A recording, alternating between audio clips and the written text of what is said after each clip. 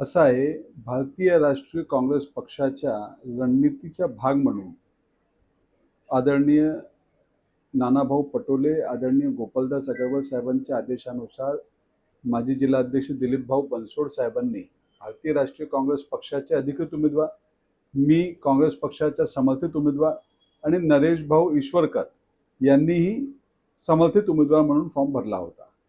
त्याच्यानंतर पक्षाची बैठक झाली विड्रॉलच्या दिवशी आणि त्या बैठकच्या नंतर जे निर्णय आला त्याच्यामध्ये असा आला की आपण सर्वांनी मिळून ईश्वरकर साहेबांना मदत करायची आणि पक्षाच्या अधिकृत उमेदवार समर्थित उमेदवार म्हणून त्यांना आपण सर्वांनी समर्थन जाहीर केलेलं आहे.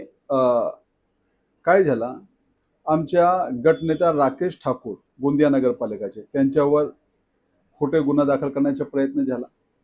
ईश्वरकर साहेब जे उमेदवार आहे त्यांच्यावर संदिग्ध महिलाचा बलात्कार, असा कधी होऊ शकत नाही संदिग्ध महिलाचा बलात्कार, परंतु ते गुन्हा दाखल करण्यात आला. त्याचे रेकॉर्ड्स आहे. उषाताई सहारे जिल्हा परिषदेचे सदस्य आहे, त्यांच्या घरी चोरी झाली. ठाणेदार सांगतो की त्यांच्याशी संपर्क साधावा. आपल्याला सांगतो राकेश ठाकूरला सांगण्यात आला की आपले भाजपच्या आमदारांशी पहिले बोला. गोंदिया भंडारा जिल्ह्यामध्ये असा राजकारण कधी बघितलं नाही. प्रत्येक माणसाला पोलीसची धमकी. आमच्या एका नगरसेवकाच्या मुलांवर प्राणघातक हमला झाला.